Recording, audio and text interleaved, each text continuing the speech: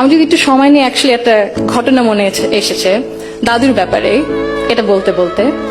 দাদু যখন আমাদের সাথে লন্ডনে ছিলেন গত বছর প্রথমের দিকে, উনি যখন এসেছিলেন তখন হাসপাতালে ছিলেন কিছু চিকিৎসার জন্য।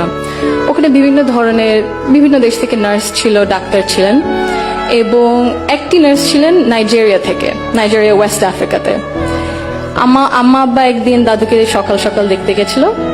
তো নার্স তারপরে বললেছে যে, ও আমি তো আপনার মাকে চিনেছি। আম্মু আব্বু বললো, কিভাবে? আপনার মাই প্রথম ইলেক্টেড প্রাইম মিনিস্টার বাংলাদেশের না? আম্মু আব্বু তো অবাক, হ্যাঁ আপনি কিভাবে জানেন?